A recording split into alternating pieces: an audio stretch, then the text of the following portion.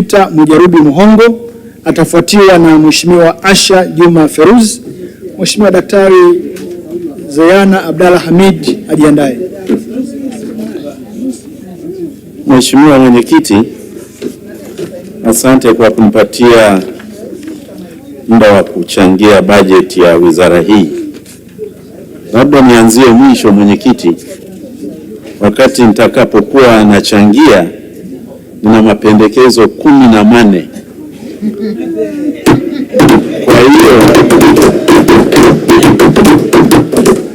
Kwa hiyo Mheshimiwa Mwenyekiti, ukiniona nafika la 10 unajua nakaribia kumaliza. Mheshimiwa Mwenyekiti, ni kwamba na waheshimiwa wabunge, hii wizara tunavyoongelea dira ya 2050 tulionyesha umuhimu wa wizara ya nishati na nishati kuhitajika, lakini sasa kuendesha uchumi na hayo tuliyotarajia kufika mwaka 2050, kila kitu kiko kwenye wizara hii. Ni kwamba, na mnakumbuka kwenye mchango wangu niliwaeleza ile formula ya mafanikio na ustawi wa mataifa duniani. Sasa leo siwezi kuirudia, kama mmesahau mningoje mpaka wakati wa bajeti ndio utairudia. Cha muhimu hapa ni kwamba safari yetu ya 2050 ni lazima tuwe na uchumi unaokua kwa kasi zaidi ya 10%, na ni lazima uendeshwe na watu wajuzi, maana yake knowledge economy. Bila hiyo hatuwezi kuvuka, na hiyo ndio China ilifanya mwaka 78.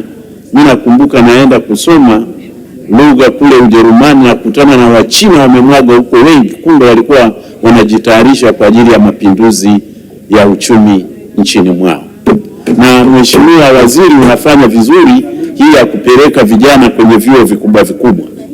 Sasa waheshimiwa wabunge, ni sisi wajibu wetu kutathmini mfumo wa elimu tuliopewa, mfumo wa elimu wa Tanzania mpya ambao tunaishia darasa la 6 badala ya darasa la 7. Kwa hiyo Mheshimiwa Waziri, nimekufanyia homework kukurahisishia majibu. Je, mfumo wetu tuliochukua ni mzuri? Miaka 6 shule ya msingi, miaka 4 shule ya sekondari, miaka 2 high school na miaka 4 chuo kikuu. Na sisi waheshimiwa wabunge tutathmini. Sasa hiyo kazi nimeifanya, na Watanzania wengi walikuwa wanakuwa na wasiwasi kwamba kuishia la 6 huenda ndio elimu yetu kwanza inaenda kudorora kabisa. Lakini kabla ya hapo niongea jimboni mwangu kwamba jimbo la Msoma vijijini tunaenda vizuri, kwa sababu sisi tuna shule za msingi 120, tuna sekondari 32, halafu tuna sekondari ya amali 1, na sasa hivi tunajenga sekondari kila kijiji.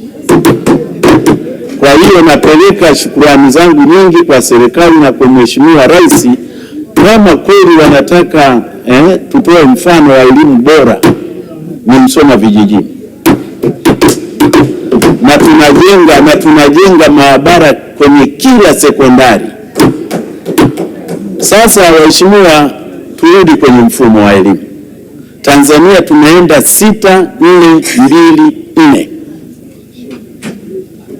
Kwa mwaka huu mifumo ya elimu ambayo ni bora kabisa duniani, yani top performing education systems in the world, the best in the world. Ya kwanza ni Singapore, yenyewe ina madarasa 6, 3, 3, 4, yani 6, 3, 3, 4. Kwa hiyo mwanafunzi anasoma miaka 12 kabla ya kwenda chuo kikuu. Na sisi Tanzania tuna 6, 4, 2, 4. Kwa hiyo Profesa Mkenda na timu yake hawajafanya vibaya. Ni 6 ongeza 4 ongeza 2, 12. Ule Nchi ya pili yenye mfumo bora kabisa duniani ni Japan, yenyewe ina 6-3-3-4. Ndugu zangu, nisiwe narudia, yani 6 ni primary school, ni 3 ni junior secondary school, ni 3 senior secondary school na 4 university. Kwa hiyo sitarudia, nitaenda kwa hiyo tu. Finland ni ya 3 duniani, yenyewe ina 9-3-3 na yenyewe miaka 12 kabla ya chuo kikuu. Ya 4 duniani ni South Korea, ina 6-3-3-4 na ya 5 ni Canada, wanafungana na Switzerland, ina 6-6-4. Kwa hiyo ndugu zangu waheshimiwa wabunge, na hata kule Msoma vijijini ndugu zangu walikuwa wanasema profesa, hii ya darasa la 6, ndugu zangu na wathibitishia tuko sahihi, hatujaharibikiwa na kitu. Lakini kabla ya miaka 6 kuna ile ya shule ya awali kindergarten. Hiyo inategemeana na umri wa mwanafunzi, na ni kama Tanzania ni kati ya mwaka 1 mpaka 2 kutegemeana na umri wa huyo kijana anayepelekwa kwenye hiyo shule kindergarten. Sasa kipimo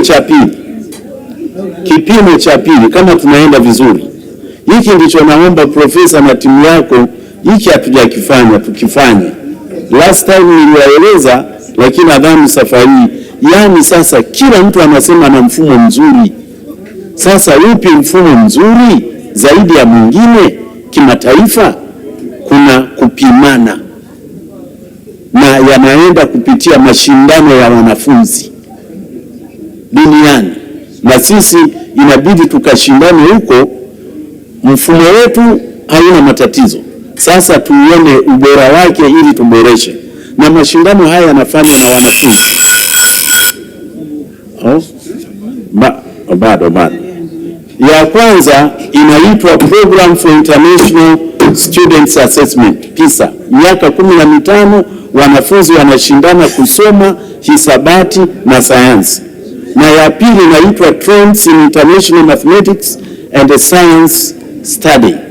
Na ya tatu ni Progress in International Reading Literacy Study. Kwa hiyo hizi 3, bajeti ijayo naomba Mheshimiwa Waziri ukija utueleze vijana wetu wameenda huko wamefanyaje. Kipimo kingine ni kipimo cha kila taifa lilivyoelimika. The most educated countries in the world. Kwa mwaka huu 2026 ya kwanza ni Canada. Maana yake ni kwamba 65% ya watu wenye umri mkubwa wa Canada walimaliza masomo ya sekondari wakaenda kupata mafunzo wakapata vyeti baada ya sekondari, tertiary qualification. Ya pili ni Ireland, ya 3 ni South Korea, na ya 4 ni Uingereza, na ndio mtindo tunaotumia Uingereza. 54% ya watu wenye umri kati ya miaka 25 na 64 wameenda kupata masomo zaidi ya masomo ya sekondari. Kwa hiyo hii wa Tanzania naye tujipime tertiary qualifications kama tunazo. Kwa hiyo hatujaenda vizuri, hatujaenda vibaya. Sasa naanza mapendekezo. Pendekezo la kwanza, kwa mwaka huu wa fedha 25-26 tuna wanafunzi toka form 1 mpaka form 6 ni milioni 300.43. Milioni 3.43. Mheshimiwa Waziri, napendekeza angalau 50% ya hao wanafunzi wao wanasoma masomo ya science. Pendekezo la pili, tujenge maabara kwenye shule zetu zote za sekondari. Pendekezo la tatu, na hili ni muhimu, la tatu hili, kwenye kila maabara zetu za sekondari lazima tuwe na technicians ambao ndio wanaendesha hizo experiments, sio walimu. Mimi wakati nasoma Mara sekondari nilikuwa na technician, wakati wote nikitaka kwenda kufanya majaribio ananifungulia bila hata mwalimu kuwepo. Pendekezo la 4, tunapaswa kuwa na maktaba zenye kompyuta, maktaba. Na na hizi kompyuta ni muhimu kwenye maktaba kwa sababu vinapatikana vitabu ambavyo hununui chochote, viko online badala ya kung'ang'ana kuagiza vitabu. Pendekezo la 5 ni uhusiano pendekezo la 5 ni uhusiano kati ya walimu na wanafunzi, yaani ukubwa wa madarasa yetu. Kwa kuwa fedha ni matatizo, turudi ile ya zamani niliyosoma mimi, shule za msingi watu 45 darasani, sekondari 35 na high school 25.